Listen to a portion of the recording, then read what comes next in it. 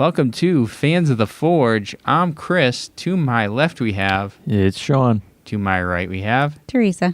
And calling in via telephone, we have JD Hungerford. How's it going, man? Pretty good. How's it going? Good. Doing well. Can't complain. We got a little forging in this past weekend. Yeah, it was fun. Working on our first knives and getting our hands dirty. It was a good time. Next up will be a crossbow. Yeah, you're right. So yeah, I saw the Anvil a while back. I was waiting to see how that would go.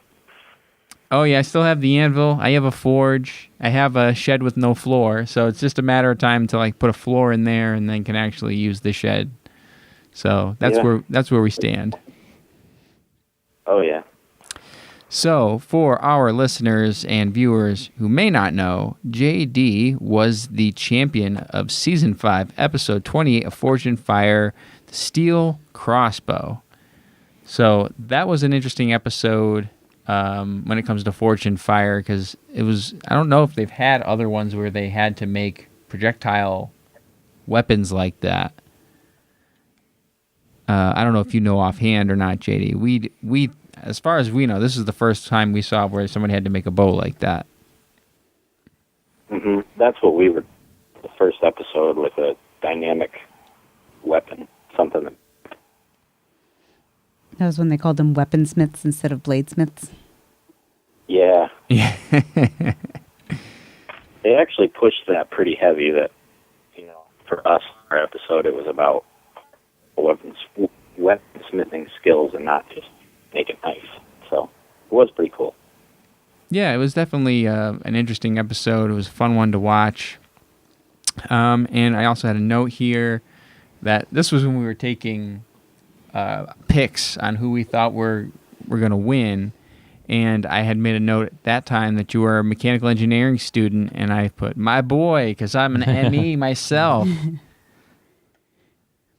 So you still going to school for ME?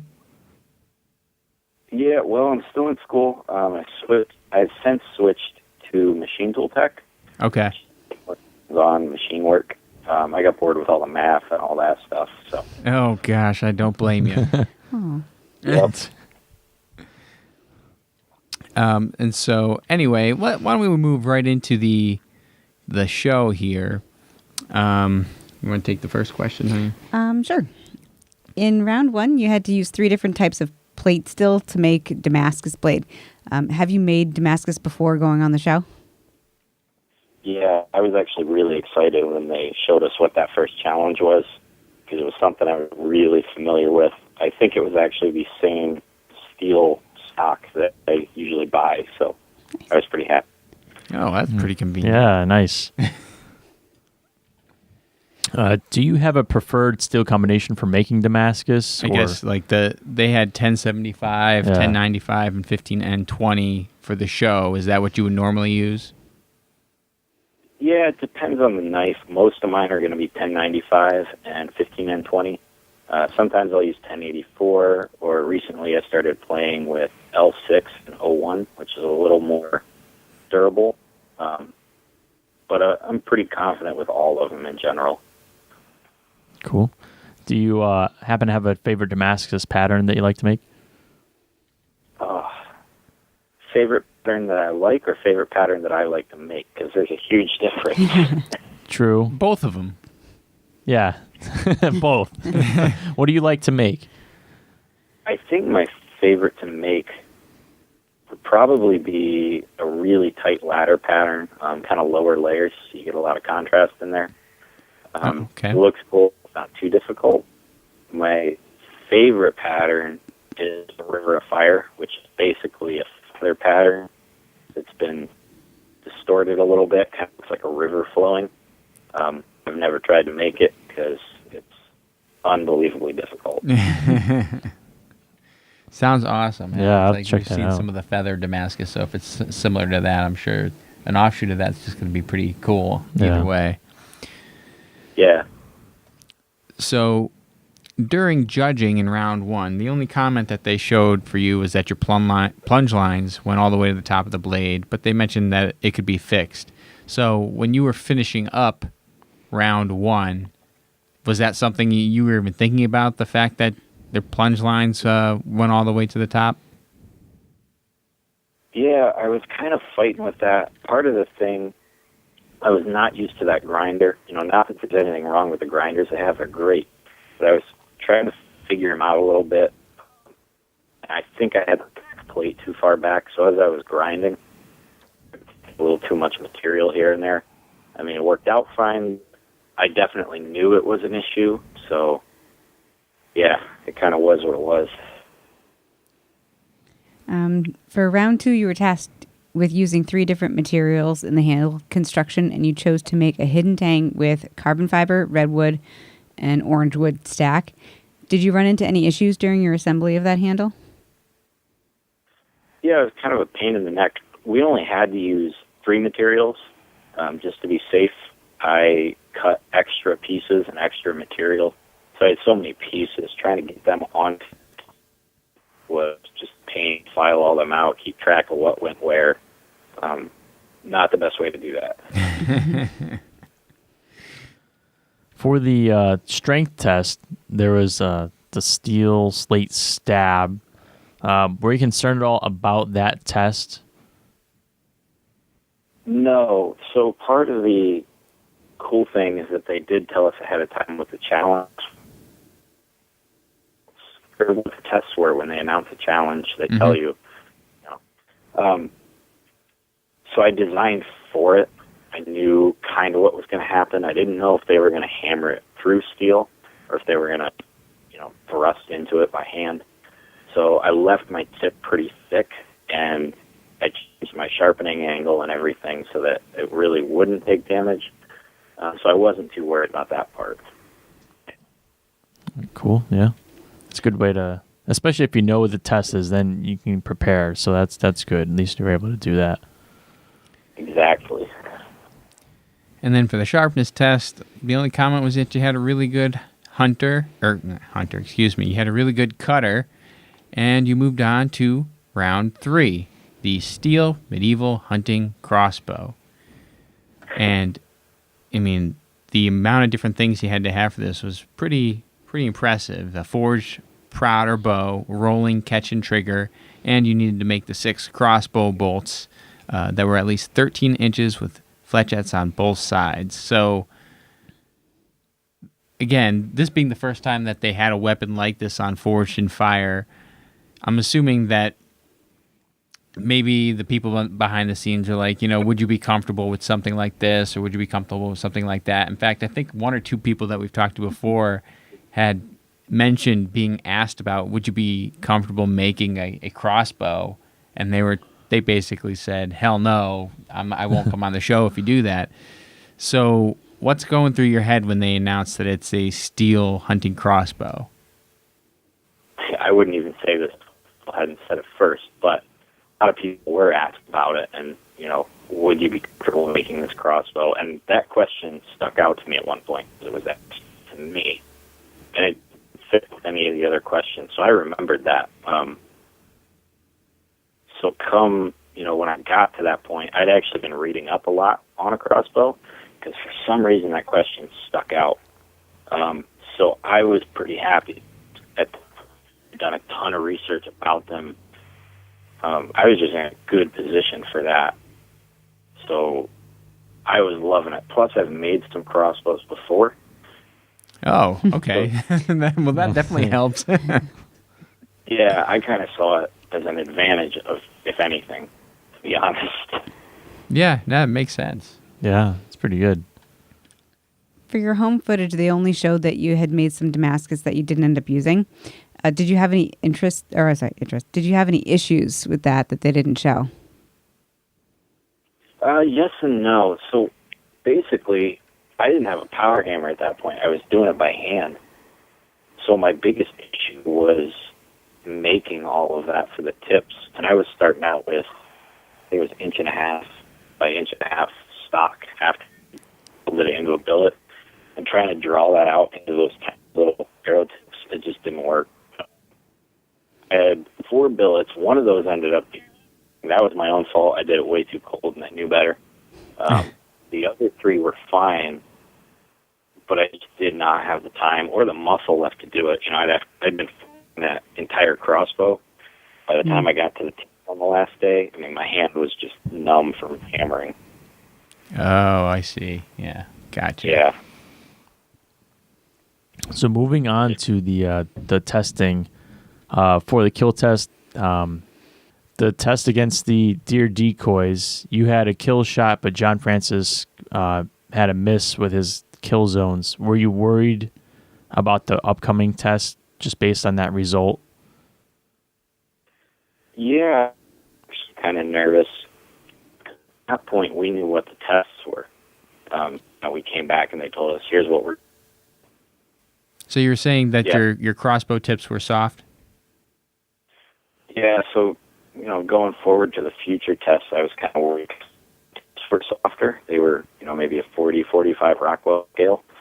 And I knew that the glass was coming up, so I wasn't quite sure how that was going to go. But I was also hopeful the accuracy of mine would pull it through. Gotcha. And so, well, we get through to the next test, which was the bubble bladder bust, and both of you guys passed it. And wouldn't you know, because of the fact that John Francis's wasn't as accurate in that first test, you won. So congratulations on your win there. And we did notice that you have a new power hammer, and I was wondering if that was directly related to winning the show. That was kind of the deal, especially, you know, second day of foraging at home. I realized I couldn't do that, you know, permanently by hand, so that was exactly what that was. You know, as soon as I got that check, this, you know, power hammer was kind of my way to keep doing this. Cool. Nice. So that's it for our Forge and Fire questions. We also have some other questions here, just some more generic stuff for you. What made you decide to forge your first knife, and do you still have that knife? When did I do it? Yeah. Oh, man. That must have been 4 or 5 years ago. 5 or 6. Yeah, I still have it. I have no idea where it is. And one of those ones buried in a drawer and you find it in 20 years, you know. What prompted you to make this knife? I'm not entirely sure. I'd been grinding a couple for maybe a year before that, and something about it, I know what it was. I saw a blacksmith at a Boy Scout event that I went to, and that kind of just hooked me on. So instead of grinding, I tried to... Of course, it was a miserable knife, but... Oh, interesting. Do you have a favorite blade style or design? Absolutely. I really like larger recurve choppers. There's a lot of good people that make them, but that's kind of the style I like, just the overall look of it. Okay. Nice. What is your favorite non-blade item to make? Hands down, my favorite blade would be a crossbow. Okay. Oh, well, okay then. I do know that I noticed on your Instagram that you had been early, maybe a couple of years back, you had been making some rings, and then I saw you post one a couple of days ago of a stainless ring. Is that something that you do often? Yeah, I don't do a lot of rings, but I like doing them maybe one every month or two. But I like them. They're fun little projects. I can get, you know, a little creative in there with them. But yeah, I love making them. Oh, cool. Which one? Whichever one you want. Do you have any advice for beginners? Yeah. Basically, watch the show. Learn from all their mistakes. I don't know how many times, especially now that they're getting into late seasons of the show, with people going on and making the same mistakes over and over again. Watch the show and learn from them. See the judges say, don't do that. Don't bother trying it because they really know what they're talking about. If they say it's a good idea, maybe look into it, try it out. But again, they really know what they're talking about. Yeah, well, that sounds accurate. Yeah. I mean, it's pretty straightforward. What Are you going to Blade Show 2019? I don't know yet. I'd like to. I might still be in college at that point. I don't know what's going on yet. I don't know. Okay. Well, maybe we'll see you there if you show up. Maybe. All right. Have you ever thought about completing an Oblate Sports competition? I've thought about it. I don't think I ever will. But it has crossed my mind a few times. It's just not my thing, I don't think. Yeah, to each their own. Yeah. We've heard similar answers from other people before too. That it looks it's one thing to watch it. It's another thing to actually do it, and not everybody's interested in that. So it makes sense. Yeah. Yeah, it's just not one of the things I'm into, I guess. Yeah. And how many anvils do you have right now? How many what? Anvils. Anvils? That's a good question. I think 4. Or maybe 5. Okay. I might have a small one kicking around. I don't remember. Oh, Yeah, I've got a few. Chris was digging on your Instagram and came up with that question. Well, yeah, I came across one picture and I thought it looked like you had 3 or 4 anvils stacked on top of each other, and I'm like, son of a gun, he likes those anvils. Yeah, I had those 3 and then a couple where I couldn't even get on the stack. So. Well, JD, that is all the questions that we have for you tonight. We just wanted to say thank you for calling in and chatting with us.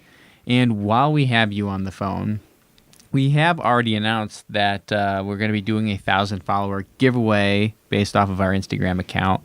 And we also mentioned that you were one of the Smiths kind enough to offer to donate something. So we haven't said what it is yet. And since we have you on the phone, why don't we let you say what you were going to send us for that? Yeah, sure. That giveaway, I just sent them yesterday. 2 crossbow tips from my final weapon. I had some extras left over, so those are headed you guys' way. Giveaway to whoever wins that. But they were actually extras I forged, in the final round, so they've been kicking around my shop, and time to pass them on. All right. Thank you. That is awesome. We really do appreciate it. That is going to be amazing. Yep. Can't wait to see those, and can't wait to pass them along to whoever wins the giveaway. Absolutely. So thanks again, JD, for joining us. And everybody, please follow JD. I think you're JD Hungerford. Is it Blacksmith on Instagram? On Instagram, if you just search Hungerford Blacksmithing, I'll come right up. There you go, Hungerford Blacksmithing. And otherwise, search for JD, check him out, watch his Forged in Fire episode, and see him kick some ass with that Steel Crossbow. And remember to like, subscribe, and do all the good things that you normally do with these videos and or podcasts, depending on if you're watching or listening. So, thanks again, JD, for calling us, and we will chat with you soon.